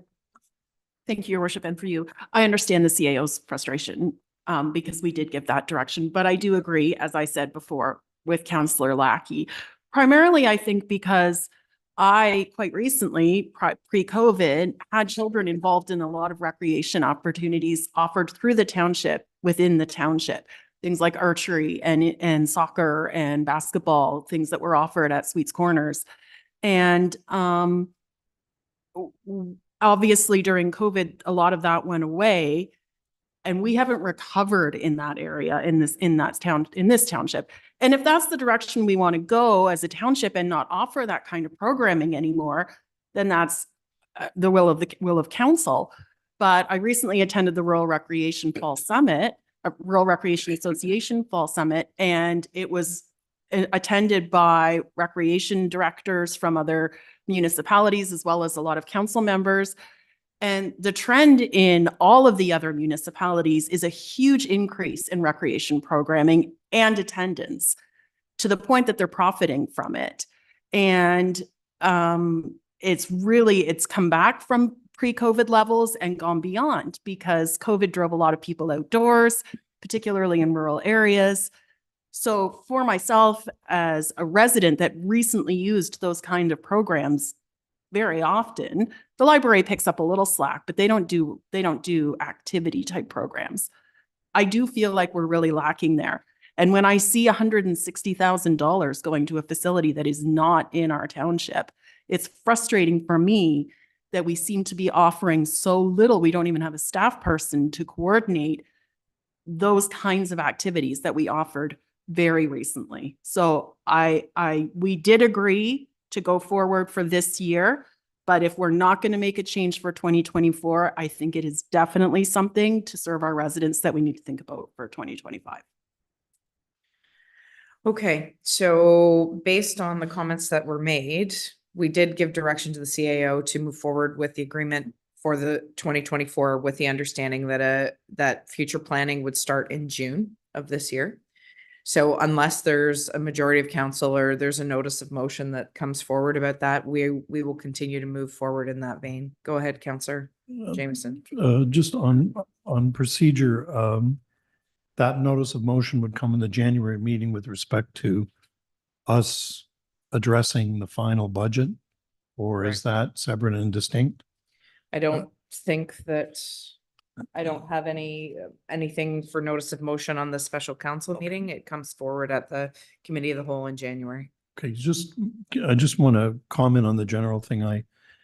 I too see the points being raised by Councillor Lackey and Councillor Kelman, but I also believe in process, which makes me maybe a little anal, but I think the need to move ahead with what we discussed and sort of hold our noses and sign the contract means that we have to be diligent in ensuring that this process that is now going forward, that brings together a lot of different ideas, so that June is in my mind, it's locked in my mind, that we see something that will influence or change the direction we're going in the 2025 budget, which seems like a long way away, but it isn't.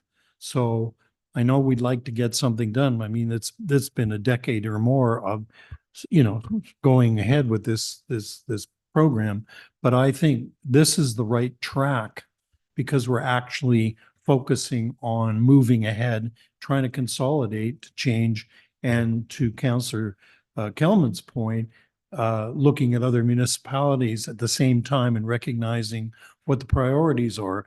But I would like to just add, because sometimes everybody goes down the road, we need to make sure we're finding out what people are going to want rather than making assumptions about where the loudest voices are coming from.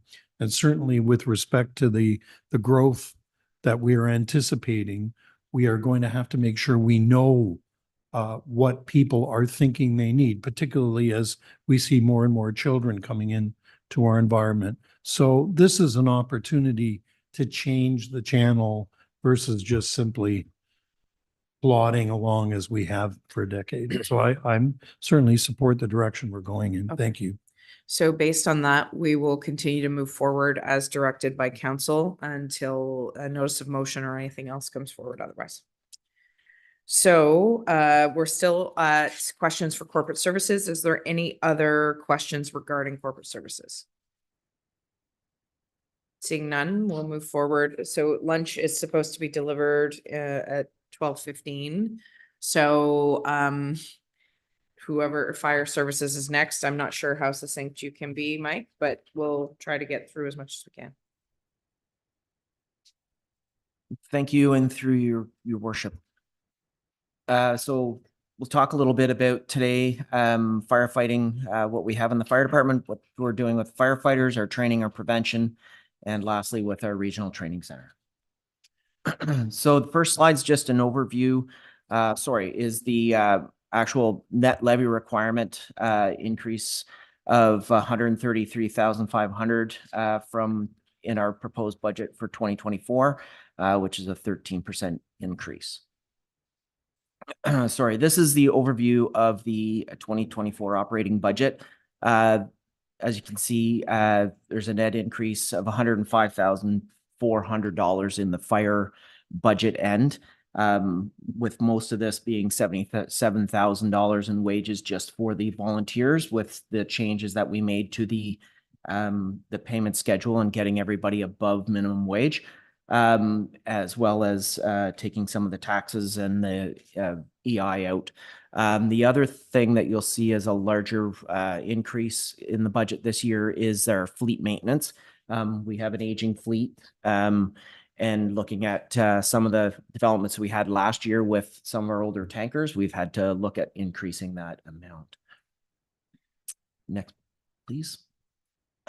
So some of the key revenue and operating expenses we have this year, we've bumped our budget for the volunteer firefighting salaries up to 360,000, which speaking with the finance director is about where we need to be based on last year or this 2023's call volume and training.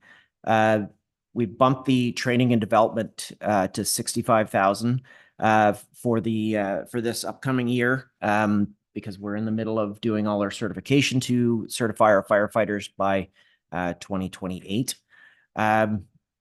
Also see an increase of for the insurance rates. Every other department is showing the same thing. We're no different with our insurance rates being higher as well. We show the 37.5 for our service agreement with Front of Young. They take care of half of the former Escott Township, and we take care of the other half as an automatic aid agreement. We both respond still, but they are a first response for that as well. In the budget, you'll also see an extra 35 put in for protective equipment. With some of the gear that we have with our bunker gear, we have a 10-year limit on that. I've been buying gear every year, but what we've been buying the gear for is the new recruits that are coming on. We have about 60 sets that come due in 2027. So I'm trying to build that replacement in so it evens it out, so you're not every 10 years having to buy 60 sets of bunker gear. So we're trying to level that out and be closer to the 2027, not to have that big of a jump. You'll see some fire prevention. We've got a bit of an increase in fire prevention as well, trying to get the programming out the door with larger calls for CO and smoke alarm programming. Increase this year as well, fuel costs. We've seen a greater increase. This fuel cost shows basically for Station 3 and any of our outlying fuel costs as far as boats and such that we go to the pumps for. All the other stations are not necessarily included in this. This covers this station. Fleet maintenance as well as up. As we spoke about before, you'll see an increase in that as well due to our aging fleet. Some of the parts that have dropped a little bit for that is with the in-house mechanic. We've been able to facilitate using him and not having to send trucks out or having maintenance come in. You'll see an increase in revenue this year. We've increased that to 150,000 is what our anticipated revenue is for 2024 at the RTC. With that, you'll see an increase. We'll have a budget line in the RTC for 41,000. And we'll talk about that a little bit in the RTC. That's an increase of 36 that we're putting in there to allot for some time for staff in that area, which we've never had before. So we're trying to put that in to alleviate some of the question on how much time we have in there in staffing. With the increase in revenue, we've also upped our instructor fees. All of those instructor fees are covered in the course costs, but it's good to note that those costs, because we're having more revenue, it means we have more instruction happening out there, which also puts that revenue or that fee instructor cost up. The 39.8, that's the debt payment for that facility. So that's ongoing. That mortgage changed over again, and we still have about 8 years left on that as well. Next slide, please. Some of the strategic initiatives and key operating changes we have. We're looking to change, working with Tom, to change from Crisis to Fire Pro 2. This helps us greatly where we have the Crisis, we can input some of the information in, but it doesn't help us with all of our maintenance records and everything. This is a bit more robust than Crisis and much easier to use. There is a bit of a pull from the county to change over to Fire Pro 2. I know Frontenac, Lennox, and Addington are all on this. It helps us with everything right from our payment to the firefighters to our fire calls, it's a whole lot easier to manipulate through. And there's no cost to that. It's just one of the ones we're going to change over. We already pay for crisis. So that won't be an additional fee to that. One of the other things we're looking at doing, and we've been working on slowly, is our update of our standard operating guidelines, which we'll be doing all in-house as well. We've increased an extra 4,000 into our community smoke alarm program, with 133 deaths in Ontario in 2022. And the numbers haven't come in yet for 2023, obviously, but they're not too far behind. We've looked at trying to increase that for smoke and CO alarms to try to get that awareness out. It's unbelievable how many people still do not feel the need that they have to have these very vital pieces of equipment. So we're trying to get that information out there and make sure that we're able to get out in the community and do more in-home programming and more community programming as well. The increase you'll see in volunteer firefighter up 80,000. That's just reflective of the compensation plan that we put in this year. It helps to get everybody above minimum wage, and we've laid it out so that as you get educated and as you move through the ranks up into the officer positions, you get a higher rate based on your training and your experience as well, and your rank within the fire department. So we've seen that increase basically due to the extra training. There was no allotment for finance for the people that have been taking all the training. There was nothing in the budget before and they weren't being paid to go to the training center during the weekends. Now we have mandatory certification that we have to have all the training put in. People are putting in hundreds of hours out there, and they need to be paid to do that. That's a large incentive to be there. Next slide, please. My last slide is the regional training center key operating changes. You'll see an increase of $50,000 for the course registration. So last year we budgeted 100 as income. This year we put it up to 150. You'll see an increase of 34,600 for staff allocation. That just helps to balance out. We know how much we're putting in for that and time. With that course registration, as I said, you'll see an increase of 15,000 in instructor fees to bring it up to the amount in the budget. And 39,800 in debt repayment. This formulates to about a 41,800 net levy impact on this. So that's what it costs the township to have at the end of the day. What this also does, having this training center, as we've discussed in previous council meetings, it helps keep our firefighters within the community. It's also helping other communities to get through their training, and we've been partnering with other departments when we go to do our recruitment. Our last recruitment that we just had, we had a couple of firefighters from outside the township in to do their training as well. So that helped offset the cost of some of our training by having some of that paid from outside. As discussed, we in a previous staff report, to send people away to do this training would have cost about $130,000, and quite likely wouldn't have been able to get people to take that training because they would have had to go away to do it. They would have had hotels and everything else, and the amount of time that they have to take to do the training is quite large. And to be away from their family and be away from the department, it's pulling equipment and people out of our municipality. So 41,800 is what the net impact is on that levy. Okay. I believe that's my last Is that the one. last Any slide? questions? Questions for fire services? Go ahead. I have Councillor Lackey and then Deputy Mayor Fody. Thank you, Your Worship, and through you to the chief. For fleet maintenance, are we currently using our in-house mechanic, or are we going out?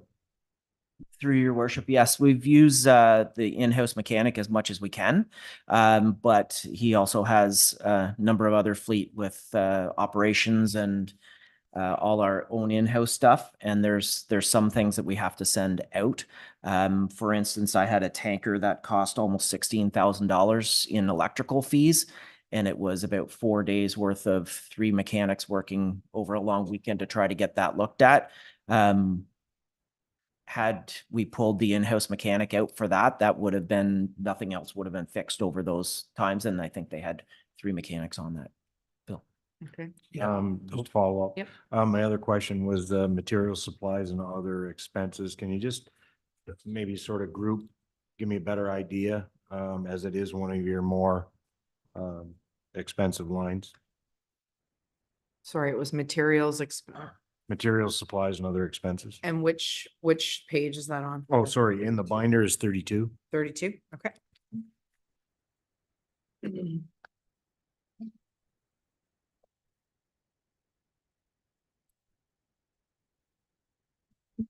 So you're going from the budget of 383,000 in 2023 up to 417. Is that what you're speaking about?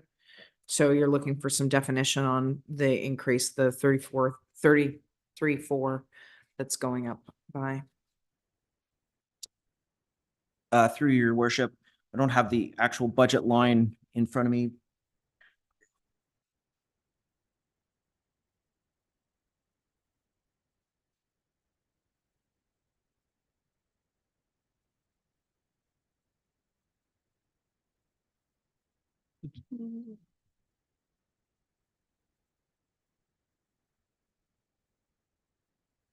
So you're wondering if that's bunker gear or if Yeah, it's so paper clips? It's a generalization of. So all of our materials come out of that. So if there's smaller equipment, we've got that doesn't fall into the capital budget. We're buying some of our smaller equipment out of that. There's gloves and boots from here and there. Just it's kind of, we don't have a large amount of budget lines, so we put them into materials and supplies. So is this like hoses? Hoses, if we have to buy a one-off hose or a smaller piece of equipment, we'll do that. But we look into the capital for any larger purchases on hoses or. Sorry, just at $417,000, that's a lot of gloves. So maybe the treasurer can speak to specifics if you can pull up anything. yeah. Oh, no, I am on. Okay. Yeah. So some of the bigger items that would fall in there that there's 35,000 for miscellaneous equipments and tools. That does include some radio maintenance expense, which is the annual expense to keep the radio going. As the chief spoke to, there's some miscellaneous protective equipment that doesn't fall under capital. That's 35,000. The fleet maintenance, which is the various parts and things that the mechanic does on the trucks, is about 70,000. So yeah, that's included within that. So those are some of the bigger ticket items.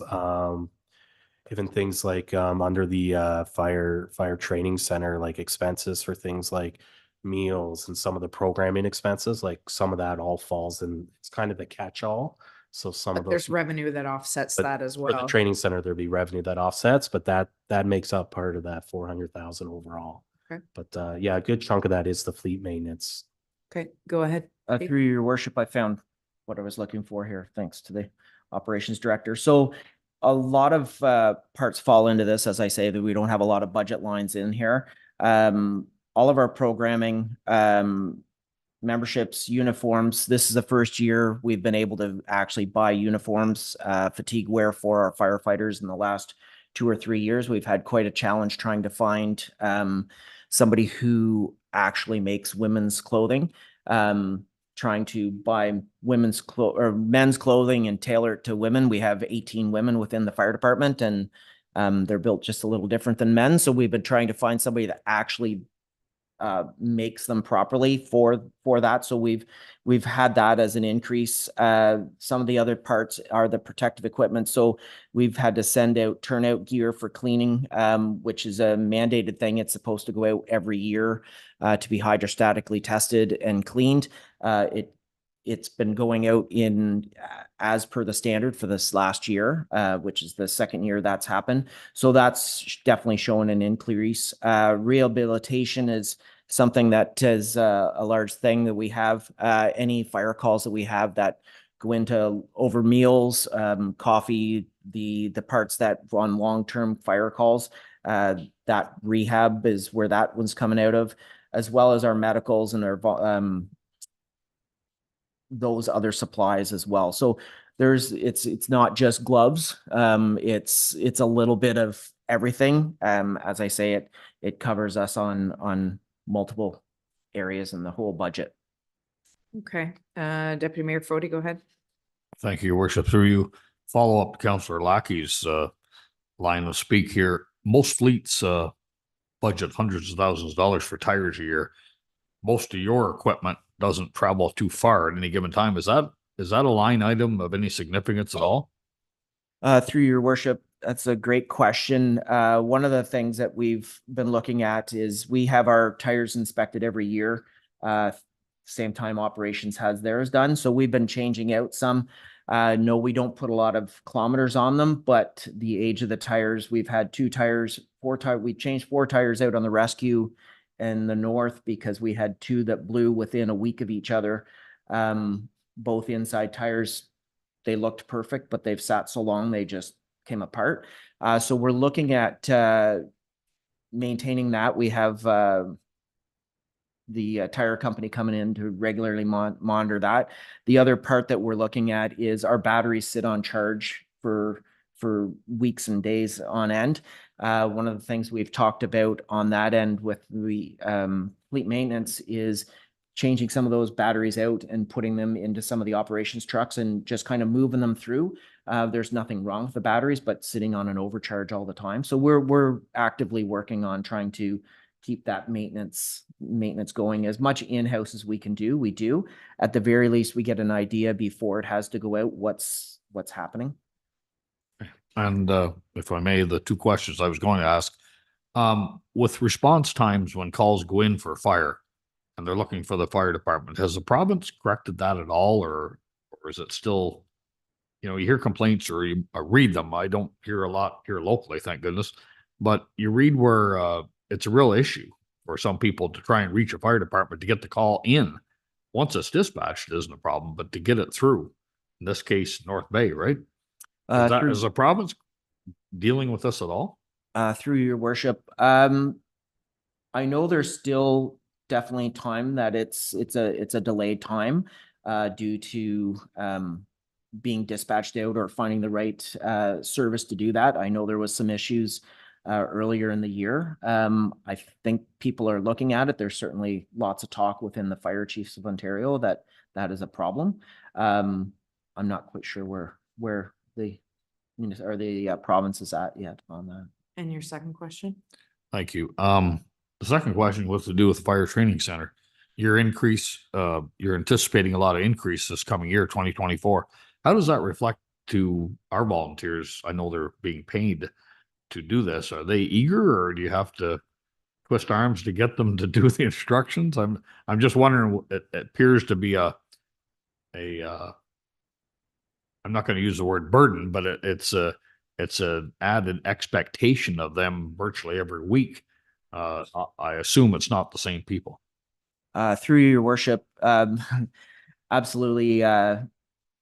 2 things firefighters don't like is change and not changing. So trying to change and train firefighters that have been in the service for any number of years is definitely a challenge. We're very fortunate, once again, to have the training center in our municipality, so we don't have to send them out. I've definitely canvassed the groups that we have within, and if we had to send people away, I wouldn't have very many going. Even our most eager people are not eager to be gone. We're in a pretty decent position for 2026 right now to be fully certified as an entry fire department, as is in our bylaw. We're down to, I think we have about 10 left to do the first part of Fire 1. Everybody that's been coming in the last recruit groups have already gone through all of that training for Fire 1. We're down to about 10 that need it from within. We are about 26 or 27 that need Fire 2 and about 40 that need hazmat. So we're in pretty good shape on that.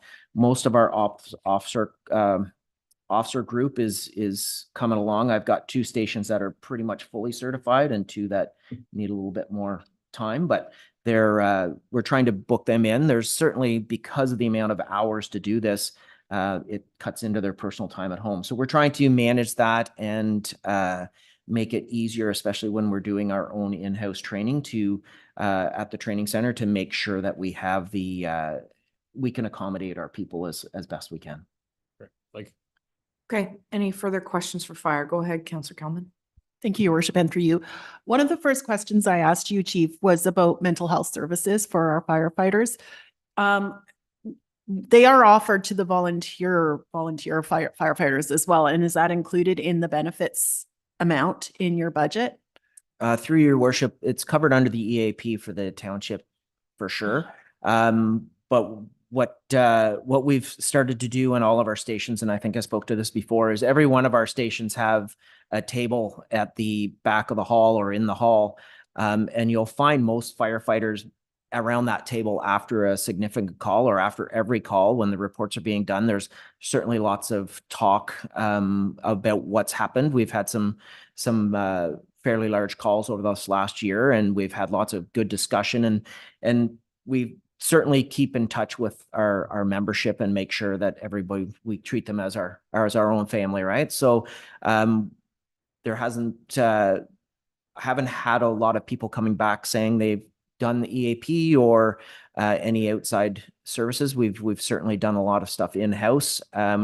We have a health and wellness committee as well that has been organizing lots of different activities to get people into their mental health and their physical health as well, trying to increase that. So we're definitely very cognizant of what has gone on within fire services and emergency services and PTSD and that, but having people covered under their benefits and their WSIBs and that within the fire service is definitely a helpful part. Excellent. Just very quick follow-up. The smoke alarm program, it's a small thing, but as you say, very important. It's all educational, the budgeted amount. Do we have a mechanism if there is a financial situation where someone literally could not afford one? Are we able to provide smoke alarms, or do we rely on community groups to do that in the township? Through your worship, yes, it's coming through in the rates and fees bylaw coming up shortly, that we traditionally give away a smoke alarm if need be, or 2 if need be. We won't leave a house unprotected for sure when we have a fire call, but we've increased that $4,000 for buying smoke alarms. We get them at a very reduced rate. I don't want to get into the business of selling smoke alarms and undercutting Canadian Tires and Home Hardware, but we will have the ability to give smoke alarms to people, and if it's more than one, then there'll be a mechanism for them to come in and pay for everything over 1. So Any further comments or questions for fire? Go ahead, Councillor Groh. Thank you. And through you, your worship, I see on page 32 that the salaries, benefits, honorariums are 718,000. And then on the next page, Mike, you have 360 for volunteer firefighter salaries. I'm sure there's a reason. Can you just flesh that out for me again? That's Sorry, on page 32. 32 under expenses. You'll see the honorarium total is 718. And so all I'm asking is on the next page, you have the 360 volunteer firefighters. So when I do some math, I take it the difference between those 2 numbers, which is 358,000. Is that, could you explain that to me? I'm sure there's a good reason. so through your worship, the difference would be the 3 full-time staff and the benefits and allocations for that. This is yes. The 360 covers their WSIB and EI and everything as well, that the benefits that the firefighters, we never took income tax out of people. It was always a lump sum, and that's included in that now. Yes. We do have 3 full-time staff. Yep. Any further comments or questions about fire? I have one last question and then we'll wrap this up. So in the bullet points, it says 39,800 for debt payments. Is that based on the debt we have now or will be based off the debt we will have by the end of next year? I just want to make sure that the allocation for the pumper truck is within the fire service. So, Mr. Treasurer? Yeah, so that's it. Oh, hold on. So that's the debt currently existing for the fire training center. Okay. Going forward, the proposed debt for the fire pumper this year, as well as Ivy Lee, is included up in the non-departmental with the capital Okay. transfers. I just Um, didn't know if we allocated that portion to the fire. No, budget. we did not specifically. The training center is kind of unique in that it's specifically for a specific facility of which we charge user fees. Going forward as part of capital planning, generally speaking, we put it in non-departmental because that which projects we end up choosing to take debt out on is not necessarily indicative of the actual operations of that department. So that's why we kind of have proposed to put it up in the non-departmental so that the operating departments really speak to the day-to-day operations. Okay, thank you for that explanation. Okay, lunch has arrived, so I think we will take a break, and we'll try to reconvene back around 1 o'clock, 5 after 1. We still have some departmental stuff to get through. Before we get into capital, and hopefully we can get through it all today. So adjourn until 5.